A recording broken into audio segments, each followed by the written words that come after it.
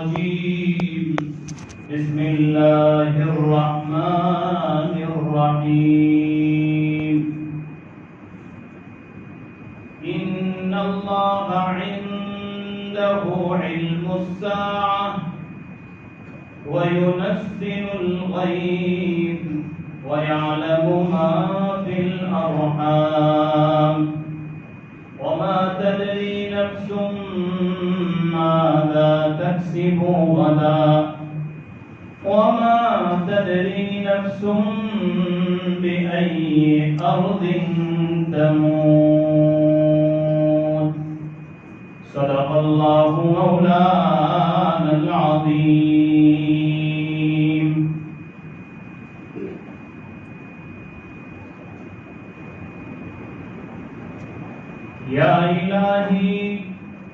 یا الہی تو ہمیں عامل قرآن کر دے، یا الہی تو ہمیں عامل قرآن کر دے، پھر نئے سرے سے مسلمان کو مسلمان کر دے. وہ پیمبر جسے سرتاج رسول کہتے ہیں، اس کی امت کو ذرا تابع قرآن کر دے. بزرگان محترم، عزیز دینی بھائیوں اور نوجوانوں،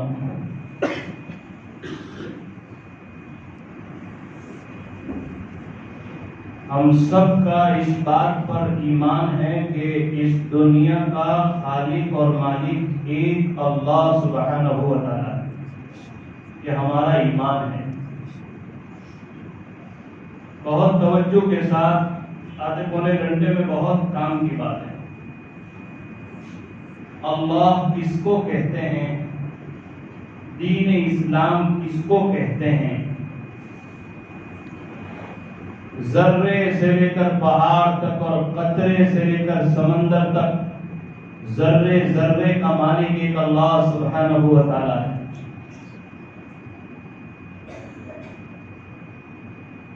بزرگوں، بھائیوں، انسان کی زندگی ختم ہو سکتی ہے، اللہ کی تعریف بیان نہیں کی جا سکتی. ابھی ہمارے پورے ملک کے اندر چاند کے بارے میں گفتگو ہو رہی ہے، اور میرا اور آپ کا ایمان ہے کہ یہ سورج اور چاند اللہ کی نشانیوں میں سے دو نشانیاں ہیں. جب سے اللہ نے دنیا بنائی قیامت تک یہ اپنا کام کرتے رہیں گے، دنیا کو روشن کرتے رہیں گے. پوری دنیا میں تہلکہ مچا کہ بھائی کس طرح گئے اور کیا ہوا. ذرا سوچو تو صحیح میرے بھائیوں، یہ سورج اس دنیا کی دھرتی سے، دنیا میں جتنی بڑی زمین ہے، دنیا کی زمین سے 13 لاکھ گنا بڑا سورج ہے. یعنی زمین کو تم 13 لاکھ کے اندر گناکار کرو تو زمین کتنی بڑی ہوگی؟ اتنا بڑا اللہ کا ایک سورج ہے. اللہ اکبر.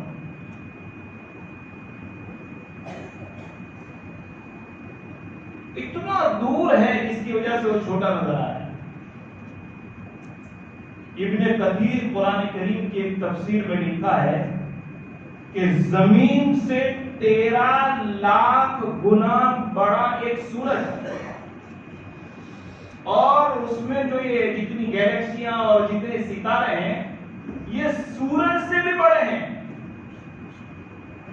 اللہ، ایک ایک ستارہ سورج سے 30 لاکھ گنا، ایک ستارہ 50 لاکھ گنا سورج سے ڈبل ہے.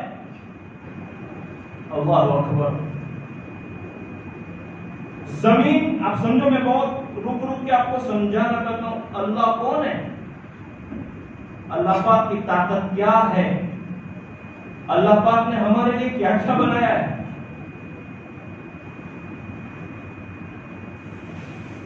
قرآن کریم میں اللہ فرماتے ہیں ان اللہ عنده علم الساعہ.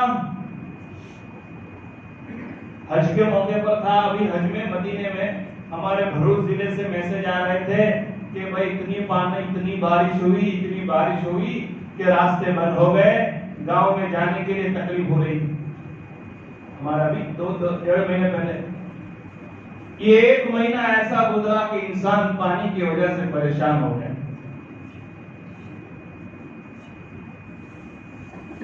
قرآن کریم میں اللہ فرماتے ہیں وَيُنَزِّلُ الْغَيْثَ وَيَعْلَمُ مَا فِي الْأَرْحَامِ.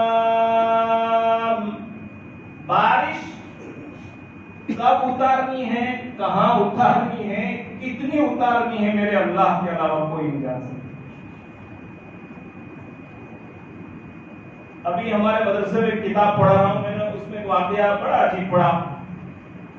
حضرت موسیٰ علیہ السلام کے زمانے میں 2 سال سے بالکل بارش نہیں ہوئی, لوگ مر رہے تھے. اس زمانے میں پانی کے اسٹاک کرنے کا کوئی مشین نہیں, لوگ مر رہے تھے, جانور مر رہے تھے, اور حالت یہاں تک آئی تھی کہ لوگ اپنی اولاد کو کاٹ کاٹ کر کھانے لگے. پانی نہیں.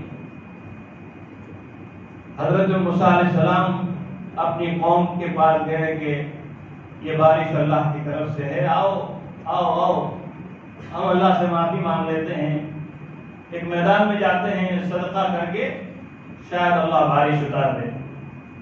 ہے نا مولانا, ہم لوگوں نے کتاب میں پڑھا باب الاستسقاء کہ بارش نہ آئے تو اس کے لیے کیا کرنا چاہیے, اور ایسے کون سے ایسے کارن ہیں, وجوہات ہیں جس سے بارش روکتے ہیں اللہ پاک.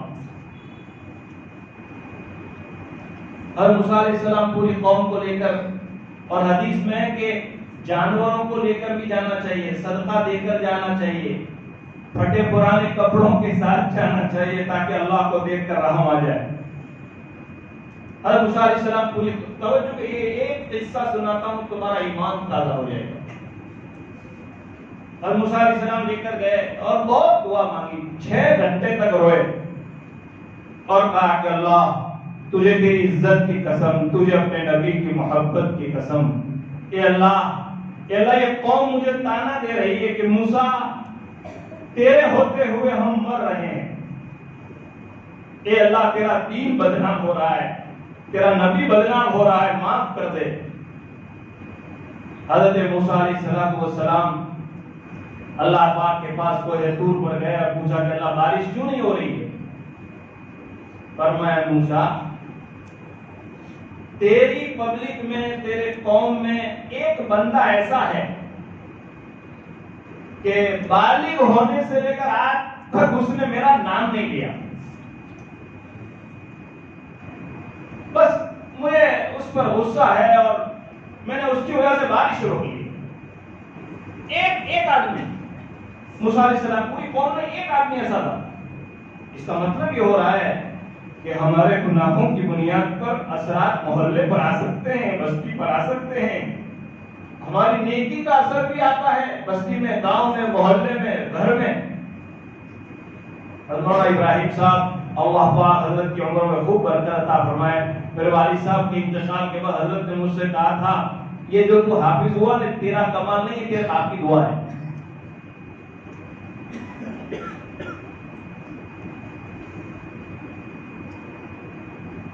اللہ کے اس نبی کو بہت رونا ہے کہ ایسا کون بندہ ہے جس نے 40 سال سے اللہ کا نام نہیں لیا. آئے واپس میدان جنگل میں اور اعلان کیا کہ بھئی کون ہے ایسا بد نصیب انسان جس کی وجہ سے جانور مر رہے ہیں, انسان مر رہے ہیں, 2 سال سے پانی نہیں اترا. ہم درخواست کرتے ہیں کہ جو بھی ایسا نافرمان ہے وہ ہماری بستی چھوڑ دے, اس کی وجہ سے میری دعا قبول نہیں ہو رہی. مجھے اللہ پاک نے کہا. حضرت موسیٰ علیہ السلام تو وہ طور پر اللہ سے بات کرتے تھے.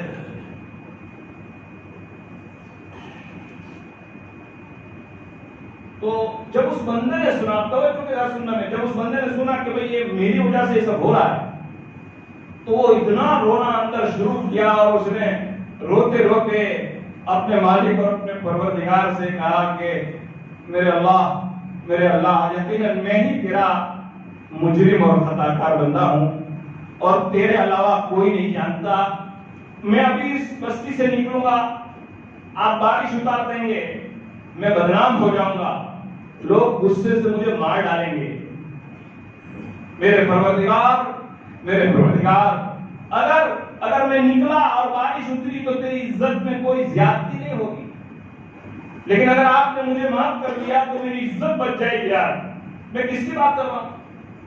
اس آدمی کے گناہ کی وجہ سے پوری قوم پر بارش رکی ہوئی تھی, تو اللہ پاک کتنے ناراض ہوں گے.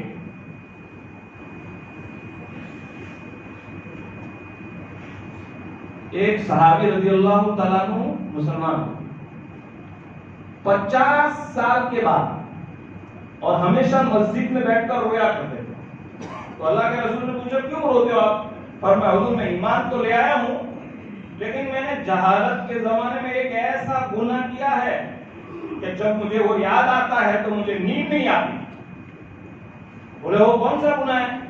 فرمایا میرے گھر میں بیٹی پیدا ہوئی اور میں نے اس کو اپنے ہاتھ سے زندہ زمین میں گاڑ دیا تھا.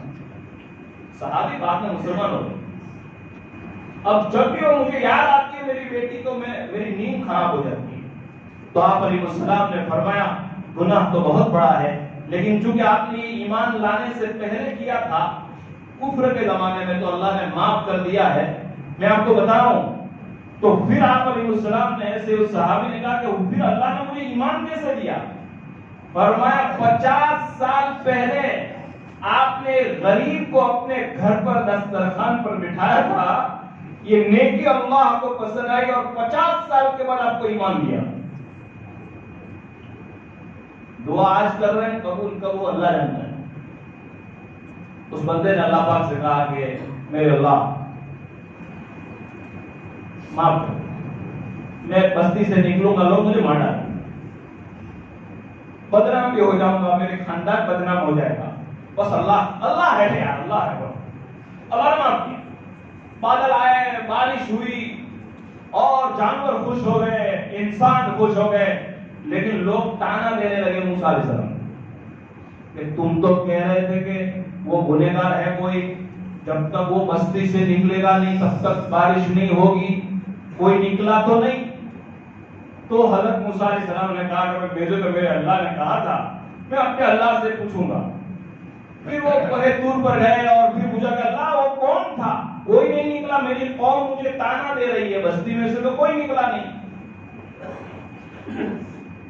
اللہ پاک نے کہا کہ ہاں موسیٰ, وہ ایک بندہ تھا میرا, جب آپ نے کہا کہ بستی سے الگ ہو جاؤ, اس تیری وجہ سے بارش نہیں ہو رہی ہے, تو اس نے مجھ سے معافی مانگی اور وہ اس درد سے مانگ رہا تھا کہ اس کا رونا مجھ سے دیکھا نہیں گیا. اللہ اکبر.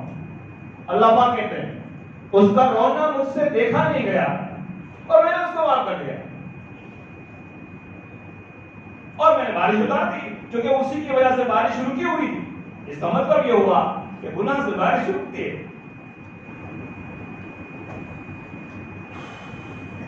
اللہ سنو دھیان سے, آپ کا ایمان تازہ ہو. حضرت موسیٰ علیہ السلام نے اللہ پاک سے کہا کہ اللہ پاک ذرا اس کا ایڈریس دو, میں مل تو آؤں اس کو, ذرا کون ہے یہ کہ اس کی وجہ سے ہمارے ہزاروں آدمی مر گئے, ہزاروں جانور مر گئے, وہ ہے کون, اس کا نام کیا ہے, ایڈریس کیا ہے. تو پھر اللہ پاک نے کہا کہ اے موسیٰ یہ میرے اور میرے اس بندے کا مسئلہ تھا. جب یہ میرا نافرمان تھا, جب یہ مجھے پکارتا نہیں تھا, تب میں نے اس کو اس کا نام نہیں بتایا. اب تو یہ میرا فرما بردار ہو گیا, اب تو اس نے توبہ کر لی ہے, تو میں میرے بندے کو کیسے بدنام کروں. اللہ رب العزت, آپ خالی اندازہ لگاؤ کہ جس آدمی کی وجہ سے بارش رکی ہوئی تھی, جانور مر چکے تھے, اتنے غصے میں تھے, لیکن جب وہ اللہ سے معافی مانگتے ہیں تو اللہ ایسا معاف کرتے ہیں کہ دنیا کے کسی انسان, یہاں تک کہ نبی کو بھی پتا نہیں کہ وہ کون ہے. اللہ اکبر. مولانا قرآن کریم میں ایک آیت میں اللہ کیا فرماتے ہیں, 5ویں پارے میں ایک آخری آیت ہے 5ویں سپارے میں, قرآن کریم میں اللہ فرماتے ہیں ما يفعل الله بعذابكم إن شکرتم وآمنتم، کہ اللہ کو کیا ملے گا تمہیں عذاب دے کر اگر تم نے توبہ کر لی، شکر ادا کر لیا اللہ پاک کا۔ ہم سب گنہگار ہیں، میں گنہگار ہوں، اور اللہ کو بندہ بہت پسند ہے جو اللہ کے سامنے سچے دل سے کہتا ہے کہ اے اللہ میں نے کون سا گناہ کیا پتہ نہیں، میرے علاقے میں میری وجہ سے بارش نہیں ہوتی۔ کیا میں یہ نہیں کہہ سکتا ابھی مولانا ہمارے علاقے میں کون ہوں میرا اللہ جانتا ہے۔ موقع ہے ہمارے لیے، ہمارے پورے بھروچ ضلع کے لیے، پورے گجرات کے لیے بارش کے موقع ہے۔ آخری دن چل رہے ہیں، کسان پریشان، جانور پریشان، اللہ سے دعا کرتے ہیں کہ اللہ بارش کے قطروں کے مالک آپ ہیں۔ عزیز بزرگوں، اللہ پاک ہمیں صحیح سمجھنے کی توفیق نصیب فرمائے۔ اس وقت میں نے آپ حضرات کے سامنے ایک حدیث پڑھی تھی، اب مجمع آ چکا ہے، بہت توجہ کے ساتھ سنیے۔ پورے دین کا، پورے قرآن کا اور پورے اسلام کا نچوڑ بیان کرتا ہوں۔ نبی اکرم صلی اللہ علیہ وسلم ارشاد فرماتے ہیں ان العبد لیعمل عمل اہل النار فهو من اہل الجنہ وَإِنَّ الْعَبْدَ لَيَعْمَلُ عَمَلَ أَهْلِ النَّارِ فَهُوَ مِنْ أَهْلِ الْجَنَّةِ۔ اللہ، ایک صحابی ان کا نام ہے حضرت سہل، یہ فرماتے ہیں کہ میں نے کانوں کان میرے آقا سے یہ حدیث سنی، ذرا دھیان سے سننا ہے، ہر مسلمان، بہت کام کی حدیث ہے، شاید اگر ماں بہنیں بھی سن رہی ہے تو توجہ کے ساتھ۔ حضور اکرم صلی اللہ علیہ وسلم نے فرمایا کہ کوئی انسان دنیا میں جنت والے کام کرتا ہے، نیکی کے کام کرتا ہے، عبادات، معاملات، معاشرت، کوئی گناہ کا کام نہیں کر رہا ہے، اور گناہ ہو بھی جا رہا ہے تو وہ توبہ کر رہا ہے، زندگی بھر نیک کام کر رہا ہے، جنتی والے کام، فَهُوَ مِنْ أَهْلِ النَّارِ، حالانکہ وہ جہنمی ہے۔ وَإِنَّ الْعَبْدَ لَيَعْمَلُ عَمَلَ أَهْلِ النَّارِ، اور ایک بندہ وہ ہے جو زندگی بھر گناہ کے کام کرتا ہے، میں نہیں کہتا، کون کہنے والا؟ حضور اکرم صلی اللہ علیہ وسلم زندگی بھر گناہ کے کام کرتا ہے، فَهُوَ مِنْ أَهْلِ الْجَنَّةِ، حالانکہ وہ تو جنت ہی ہے۔ صحابہ کرام نے پوچھا کہ اللہ کے رسول آپ یہ کیا فرمانا چاہتے ہیں کہ ایک آدمی اپنی زندگی جنت والے کام کرے اور جہنم میں جائے گا، اور ایک آدمی اپنی زندگی جو ہے جہنم والے کام کرے، اور یہ تو ہم کو کوئی سمجھ میں بات نہیں آ رہی ہے۔ آپ علیہ السلام نے فرمایا میں یہی کہنا چاہتا ہوں الاعمال بالخواتم، کہ فیصلہ موت کے وقت کا ہوتا ہے کہ موت کے وقت اس کی آخری حالت کیا تھی۔ ہم سب مطمئن ہیں الحمدللہ، نماز، روزہ، عمرہ، حج، زکات، خیرات، ماں باپ، آخری حالت کیا ہوگی؟ یہ حدیث پاک ہمیں مجبور کرتی ہے اللہ کے سامنے رونے پر۔ یہ حدیث، ایک تو وہ آدمی جو گناہ کر کے مایوس ہو چکا ہے کہ میرا تو کوئی چھٹکارا نہیں ہے، اس کو حدیث نے کہا کہ نہ معلوم نہیں تیری زندگی کی صبح کب بدل جائے، مایوس مت ہو جا، مایوس مت ہو۔ اور ایک وہ آدمی کہ جو اپنے اعمال سے، اپنی عبادتوں سے، اپنے تقوی سے، اپنی خیرات سے مطمئن ہے، اللہ فرماتے ہیں ڈرنے کی ضرورت ہے، تیری موت کس حالت میں؟ امام احمد بن حنبل رحمۃ اللہ علیہ آخری حالت میں ہے، اللہ اکبر، جس کے جنازے کو دیکھ کر 40,000 لوگ ایمان لائے تھے، جن کا جنازہ جیل میں سے نکلا تھا، چوتھے نمبر کے امام ہمارے، ان کا انتقال ہو رہا ہے، تو لوگ کلمہ پڑھانے گئے تو یہ کہہ رہے ہیں کہ ابھی نہیں۔ ان سے کسی نے انتقال کے بعد پوچھا حضرت موت کے وقت ہم آپ کو کلمہ پڑھا رہے ہیں، دیکھو ایک مسئلہ بتاتا ہوں، ہمارے گھر میں کسی کی سکرات کی حالت ہو جائے تو اس کے کان کے پاس جا کر ہلکی ہلکی آواز میں کلمہ پڑھنا چاہیے، ایسا نہیں کہا کہ ابا کلمہ پڑھو، امی کلمہ پڑھو، یہ حالت بڑی سختی ہوتی ہے، انسان اپنے جذبات کا کنٹرول کر نہیں سکتا، کبھی انکار کر دیتا ہے، ہلکی ہلکی آواز میں کان کے پاس جا کر لا الہ، اور لگاتار نہیں، لوگ بیٹھ کے 5 گھنٹے تک اس کو بار بار لا الہ الا اللہ، یہ بھی حکم نہیں. تھوڑی تھوڑی دیر کے بعد ایک مرتبہ پڑھے تاکہ اس کو ایک مرتبہ یاد آ جائے، خالی یاد آ جائے. امام احمد سے پوچھا کہ ہم آپ کو کلمہ پڑھا رہے تھے تو آپ نے تو منع کیا کہ ابھی نہیں. انہوں نے پڑھے امام ہے آپ، کیا ہوا؟ فرمایا نہیں، بات برابر ہے، تم مجھے کلمہ پڑھا رہے تھے، اس وقت میرے پاس شیطان تھا اور وہ مجھے کہہ رہا تھا تو میری جال سے بچ گیا، میں تجھ کو جہنم میں لے جانا چاہتا تھا لیکن میری محنت کامیاب نہیں ہوئی، تو میں اس کو کہہ رہا تھا کہ ابھی نہیں، کیونکہ میری سانس میں جب تک سانس باقی ہے آخری سانس تک کوئی گارنٹی نہیں ہے. امام احمد بن حنبل رحمۃ اللہ علیہ. اللہ اکبر. بھائی آپ کو سمجھ میں آ رہی ہے حدیث کے واپس میں ترجمہ کروں. ان العبد لیعمل اہل النار فهو من اہل الجنہ. ایک بندہ، اللہ کے رسول فرمائے، زندگی بھر گناہ کے کام کرتا ہے حالانکہ وہ جنت میں ہے. کیا مطلب؟ کب اللہ کس کی حالت بدل دے، کب اللہ کس کی کون سی نیکی پسند آ جائے. اور ایک آدمی زندگی پر جنت والے کام کر رہا ہے لیکن موت اس حالت میں، اللہ حفاظت کرے. اور کسی کی کیا بات کرے مولانا، اور کسی کی کیا بات کرے. سرکار دو عالم صلی اللہ علیہ وسلم ایک مرتبہ سفر کر کے جاتے، دھیان سے سننا، آپ کہتے ہوں گے کہ کیا یہ حدیث آپ کو سمجھ میں آ جائے گی. صحابہ کے ساتھ ایک سفر میں جا رہے ہیں. ایک صحابی رضی اللہ تعالیٰ عنہ، صحابی کون؟ صحابی. کس کو کہتے ہیں صحابی؟ جس نے ایمان کی حالت میں نبی صلی اللہ علیہ وسلم کی صحبت پائی اور ایمان کی حالت میں انتقال. یہ صحابی.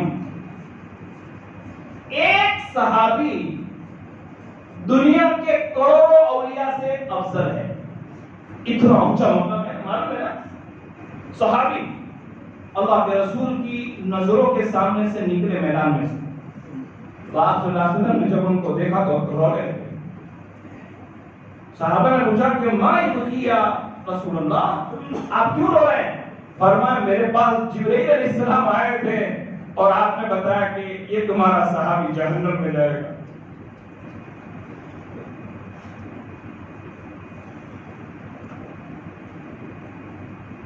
اس کی وجہ سے میں رو رہا ہوں. یہ تو اللہ کے راستے میں آیا ہے میرے ساتھ، اس نے میری صحبت پائی. صحابی بعض پریکٹیکلی طور پر اللہ تعالیٰ نے بعض صحابہ کرام سے ایسی غلطیاں کروائی امت کے سبب کے لیے. دیکھو پھر کیا ہوگا نا. وہ میدان میں گئے، بڑا مقابلہ ہوا، بہت محنت کی، کبھی کوئی تہجد نہیں گئی تھی، صحابی کی نماز نہیں، تو جہنم میں کیسے چلے گئے؟ صحابہ چونکہ اللہ کے رسول صلی اللہ علیہ وسلم کا فرمان تھا اس لیے چپ چاپ رہے. میدان میں دیکھا کہ وہ 3 دن 4 دن اسلام کے لیے بہت محنت کی، بڑی قربانی دی، لیکن جب ان کی موت کا وقت قریب آیا، ان کے بدن میں بہت ساری جگہ پر زخم لگا تھا، میدان میں تیر اور تلوار کے زخم لگے تھے، تو تکلیف برداشت نہیں کر پائے. میری بات سمجھ ہے؟ کبھی ایسا ہوتا ہے کوئی ایسی بیماری، اللہ حفاظت کرے گا، اللہ حفاظت کرے گا. بھائی آمین کہو. ہم سب دعا کرتے ہیں اللہ پاک ہم ایسی بیماری سے، ایسی تکلیف سے، ایسی الجھن سے ہمیں اور پوری امت کے اللہ حفاظت فرمائے کہ جو ہمیں آتم ہتیا تک لے جائے، جو ہمیں خودکشی تک لے جائے. وہ صحابی تیر اور تلوار کی تکلیف برداشت نہیں کر پائے اور میدان میں اپنے ہاتھ میں جو تلوار تھی اس کو کھڑا کیا، اس کے اوپر سو گئے حدیث میں، اور اسی پوائنٹ کا انتقال ہوا. اللہ اکبر. صحابہ کرام جو دیکھ رہے تھے انہوں نے کہا میرے آقا نے سچ فرمایا. بھائی میری بات آپ کو سمجھ میں آ رہی نہیں؟ ہم صحابہ سے زیادہ تو ہمارا ایمان مضبوط نہیں. ہم مطمئن ہیں، ہم مطمئن ہیں، فقط جو ہے 2-4 نمازیں پڑھ لینے سے نہیں، میرے پر ڈرتے رہنا ہے. ان العبد لیعمل اہل الجنہ فهو من اہل النار. حضور صلی اللہ علیہ وسلم کی حدیث سمجھ میں آ گئی؟ ایک انسان زندگی بھر جنت والے کام کرتا ہے، آخر میں کوئی ایسا کام اس سے ہو جاتا ہے. اس حدیث کو جب میں پڑھا تھا تو اس کی روایت میں محدثین نے بڑی بات لکھی ہے کہ ایسا تو کیا ہوتا ہے کہ اپنی زندگی اچھے کام کریں گے اللہ پر، آخر میں انسان سے ایمان لے لیتے ہیں. ایسا کیا ہوتا ہے؟ اور اب بعض گناہ، بعض پوشیدہ گناہ، ایسے گناہ جسے اللہ پاک کو غصہ آتا ہے، ایسا آج کل کی بھاشا میں، آج کل کی لینگویج میں اگر میں بولوں تو ایسا وائرس جو انسان پوری زندگی اپنے اندر لے کر چلتا ہے، اس کی وجہ سے آخر میں اللہ پاک اس کے دل سے ایمان لے لیتے ہیں. اللہ پاک سے آج میں، ہماری اس بستی ہے، ذمہ داروں کی بستی ہے، اللہ سے ہم سب مل کر آج دعا کریں گے کہ اللہ، اے اللہ اپنے وقت پر ہم سب کو ایمان والی موت عطا فرمائے. تکلیف سے، گھبراہٹ سے ڈرنے کی ضرورت نہیں. اسلام ہر کربلا کے بعد زندہ ہوتا ہے. ابھی مدینے کے سفر میں جو ہے وہاں کے ایک مولانا ہم کو غزوہ خندق لے گئے، غزوہ خندق، اور اس صحابی کے مکان پر لے گئے کہ غزوہ خندق کے بعد اللہ کے رسول صلی اللہ علیہ وسلم اس صحابی کے مکان پر گئے. میں آپ کو ایک قصہ سناتا ہوں، دیکھو کیا ہوا. چونکہ 40-50 ہزار کا لشکر اسلام کو ختم کرنے کے لیے مدینہ آ رہا تھا. بدر میں مار پڑی تھی، احد میں مار پڑی تھی، اس کا بدلہ لینے آ رہے تھے. سارے لوگ مل کر اسلام کو ختم کرنے کے لیے مدینے میں آ رہے تھے. آپ نے حضرت سلمان فارسی سے پوچھا کیا کریں؟ فرمایا کہ اللہ کے رسول ہماری جماعت چھوٹی ہے، کھڈے کھود دو بیچ میں مدینہ کی انٹری میں تاکہ وہ لوگ اندر آ نہ سکے. پتھر تھے، آج بھی مکہ اور مدینہ تو پتھر ہے. صحابہ نے اپنے ہاتھوں سے خندق کھودی، کھانا نہیں پینا نہیں، روزانہ پڑھتے نا تعلیم میں. ایک صحابی اللہ کے رسول کے پاس آیا، کہا کہ حضور میں کام تو کرتا ہوں خندق کھودنے کا، لیکن بھوک اتنی ہے کہ میں کھڑا نہیں رہ سکتا. اور آپ نے وہ کپڑا اٹھایا تھا تو ایک پتھر بندھا تھا. آپ علیہ السلام ان کو پیچھے لے گئے اور اپنے تمبو کے پاس بٹھا کر اپنا کپڑا اٹھایا تھا. 2 پتھر تھے نا، آپ صلی اللہ علیہ وسلم کے کپڑے کے نیچے 2 پتھر تھے. اور صحابی رونے لگے. حضرت جابر رضی اللہ عنہ فرماتے ہیں جب میں نے اپنی آنکھ سے سرکار کے پیٹ پر 2 پتھر اس لیے باندھے تھے تاکہ وزن آ جائے پیٹ میں تو کام کرنے میں تکلیف نہ ہو، آدمی کو بھوک کا احساس نہ ہو. ایسا ذرا دھیان سے سننا ہے، ذرا دھیان سے سننا. بہت میں ایک پوائنٹ پر آ رہا ہوں، مجھے ایک نتیجے پر پہنچ رہا ہے، خالی قصہ نہیں سناؤں گا آپ کو. حضرت جابر رضی اللہ تعالیٰ فرماتے ہیں کہ جب میں نے دیکھا کہ سرکار دو عالم صلی اللہ علیہ وسلم کے پیٹ پر 2 پتھر، تو میں اپنے گھر گیا. میں نے اپنی بیوی سے کہا کہ تھوڑا کچھ کھانا ہے. تو انہوں نے کہا کہ ہاں ایک بکری کا بچہ ہے، میں جلدی سے اس کو پکا لیتا ہوں، 2-4 آدمی کھا سکتے ہیں، آپ سرکار کو بلا لیں گے. صلی اللہ علیہ وسلم. بھائی صلی اللہ علیہ وسلم پڑھو، صلی اللہ علیہ وسلم. جمعہ کا مبارک دن. میں مدینے کی جانب نہ کیسے کھینچوں، میں مدینے کی جانب نہ کیسے کھینچوں، میرے آقا کا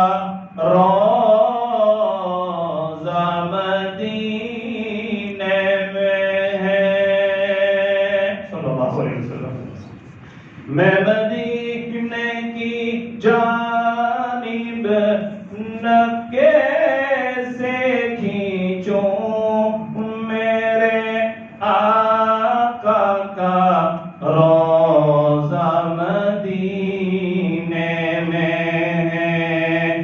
میں مدینے کی جانب نہ کیسے کھینچوں، میرا دین اور ایمان مدینے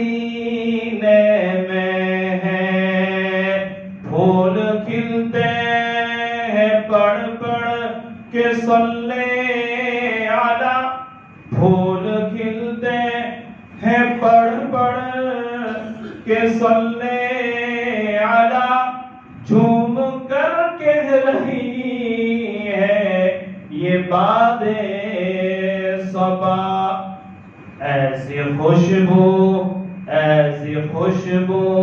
چمن کے گلوں میں کہاں۔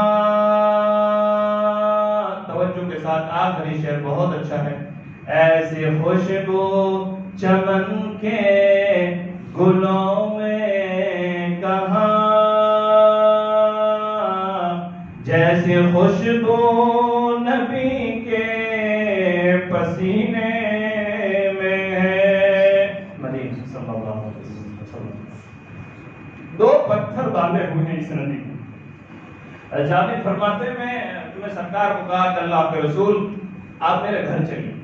سیدھی بات ہے کہ معلوم نہیں 3 دن 5 دن الگ الگ محدثین نے لکھا ہے کھانا تو نہیں ملا تھا، چنانچہ سارے صحابہ بھوکے تھے، تو آپ نے سارے صحابہ سے کہا چلو جابر کے یہاں دعوت ہے۔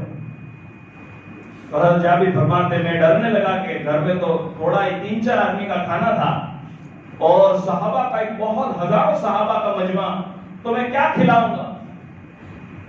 میں دوڑا واپس اپنے گھر گیا اور گھر جا کر میں نے اپنی بیوی سے کہا کہ میں نے تو خالی سرکار کو دعوت دی تھی، لیکن آپ علیہ السلام سارے صحابہ کو لے کر آ رہے ہیں۔ کیا ایمان تھا، کیا اسلام تھا، کیا محبت تھی، اللہ اکبر۔ ان کی بیوی نے کہا جب سرکار لا رہے ہیں تو ہمیں کوئی فکر کرنے کی ضرورت نہیں، جب سرکار لا رہے ہیں تو ہمیں کوئی فکر کرنے کی ضرورت نہیں ہے۔ آپ نے حضرت جابر سے کہا تھا کہ جب تک میں گھر نہ آ جاؤں برتن کھولنا نہیں۔ آپ صلی اللہ علیہ وسلم گھر گئے، آپ نے اپنا لعاب سے بھوک لگائی برتن میں، آپ نکالتے گئے، صحابہ کھاتے گئے، ہزاروں صحابہ نے کھایا 3-4 آدمی کا کھانا۔ یہ پیغمبر ہے، یہ پیغمبر کا معجزہ ہے۔ اور میرے بھائیوں، ہمیں کس چیز کے ڈر کی ضرورت ہے؟ ہمارے پاس ہمارے سرکار ہیں۔ الانبیاء واحیاء فی قبورہم، نبی اپنی قبر میں زندہ ہے۔ ابھی روزے پاک پر جا رہا تھا، میں دیکھ رہا تھا کہ اے اللہ میں تو اپنے نبی کو نہیں دیکھ رہا ہوں، لیکن میرے نبی مجھے دیکھ رہے ہوں گے۔ پورے مجمع نے کھانا کھایا۔ حضرت جابر فرماتے ہیں پیٹ بھر کر سب نے کھایا، اور آپ جب واپس چلے گئے خندق تو میرے برتن میں اتنا ہی کھانا تھا جو پہلا تھا۔ اور ایک واقعہ تو ہے، لیکن میں اس واقعے سے آپ لوگوں کو مجھے یہ سبق ملتا ہے کہ 2 دن پہلے آپ صلی اللہ علیہ وسلم نے کتنے پتھر باندھے تھے باجی؟ سارے صحابہ نے ایک، تو یہ معجزہ تو مولانا 2 دن پہلے بھی اللہ دے سکتے تھے۔ آسمان سے کھنچے بنی اسرائیل کے لیے آئے کہ نہیں؟ ارے یہ جو دعوت والا مسئلہ تھا یہ 2 دن پہلے اللہ کھلا دیتے، لیکن نہیں، اللہ پاک نے فرمایا نبی جی یہ اسلام قربانی کے بعد زندہ ہوتا ہے۔ 2 آدمی کا کھانا 1000 آدمی کھا رہے ہیں، تو اللہ پاک یہ انتظام پہلے بھی پتھر باندھنے سے پہلے کر سکتے تھے۔ نہیں میرے بھائیوں، ہم مسلمان ہیں تو ایسا نہیں ہوگا کہ ہمیں آزمایا نہ جائے، کوئی بیماری نہ آئے، کوئی تکلیف نہ آئے، کہ کبھی بھی کوئی تکلیف ہی نہ آئے نہ۔ حالات اوپر سے نیچے سے، حکومت کی طرف سے، ادھر سے ادھر سے، نیت یہ کریں گے جیئیں گے تو مسلمان بن کر، مریں گے تو مسلمان بن کر۔ یہ پوری سیرت ہمارے نبی صلی اللہ علیہ وسلم کی پوری زندگی ہم کو سبق دے رہی ہے، پوری زندگی ہم کو سبق دے رہی ہے۔ بہرحال میرے بھائیوں، واپس ایک مرتبہ وہ حدیث جو آج کا میرا اصل موضوع یہی تھا کہ ان العبد لیعمل عمل اہل النار فهو من اہل الجنہ۔ اللہ کے رسول نے فرمایا لوگوں سنو، میں تمہارا نبی کہتا ہوں، ایک بندہ ایسا ہوگا جو زندگی بھر نیکی والے کام کرے گا لیکن جہنم میں جائے گا، اور ایک آدمی پوری زندگی جہنم کے کام کرے گا۔ لیکن فرمایا یہ بتلانا چاہ رہے ہیں کہ ہر انسان गुनाह से मायूस होने की जरूरत नहीं है और अपनी नेकी पर इतराने की जरूरत नहीं है। उम्मीद और खौफ के दरमियान हमारा ईमान है। अल्लाह से हम दुआ करते हैं, अल्लाह पाक से हम दुआ करते हैं, आमीन कहना, आप लोग आज आमीन कहना। अल्लाह पर हम दुआ करते हैं, ए मेरे परवरदिगार, हमको ऐसे गुनाह से बचा लेना जो मरते वक्त हमारे ईमान को छीन ले। ए अल्लाह, हमें ऐसे गुनाह से बचा लेना जो मरते वक्त हमारे ईमान को छीन ले। मेरे भाइयों, यही चंद बातें मेरे गुनहगार के जहन में थी। अल्लाह रब्बुल इज्जत हमें अमल की तौफीक नसीब फरमाए। जैसे आपने उस सहाबी का वाकया सुना, तो बास सहाबाए किराम से अल्लाह ने जानबूझकर ऐसी भूल करवाई ताकि उम्मत को ये पैगाम मिल जाए। एक सहाबी ने आकर क्या कहा था मौलाना अल्लाह के रसूल के सामने, इन्नी क़द ज़नैतु या रसूलल्लाह, कि अल्लाह के रसूल मैंने बड़ा कर किया है, ज़िना किया है। हदीस में मुझे आकर कहा, तो अल्लाह के रसूल ने कहा तुम ये क्या बोल रहे हो? कहा हाँ मैंने गुनाह किया है। तो कहा कि उसकी सजा बहुत खतरनाक है, सोचो। फरमाया अल्लाह के रसूल मैंने किया है। अल्लाह के रसूल सल्लल्लाहु अलैहि वसल्लम ने कहा कि तुम अभी जाओ, सहाबा से तुम समझाओ। दोबारा आए हो, कहा कि हुजूर जो गुनाह हो उसकी जो सजा हो मैं तैयार हूं, लेकिन कल कयामत में मुझे जहन्नम में डाल दिया जाए, मैं बर्दाश्त नहीं करूंगा। तो आप सल्लल्लाहु अलैहि वसल्लम ने फरमाया कि इसकी सजा तो मौत है। कहा कि तैयार। तो आपने फरमाया कि अच्छा तुमने गुनाह किया तो पेट में कोई बच्चा है, हमल है? फरमाया हाँ हमल है। तो कहा कि अभी चले जाओ, बच्चा पैदा होने के बाद आना, इसलिए कि गुनाह तुमने किया है, तुम्हारे बच्चे का कोई गुनाह नहीं। 9 महीने के बाद बच्चा लेकर वो औरत आई, माइज़ गामिदिया का जवाब दिया और आकर कहा कि अल्लाह के रसूल ये बच्चा पैदा हो गया है, मैं सजा। यानी एक बात ये भी समझ में आ रही है कि 9 महीने हो गए, लेकिन उस औरत को मालूम है कि मैंने कितना बड़ा गुनाह किया है। हमें 9 दिन हो जाते हैं, हम गुनाह भूल जाते हैं।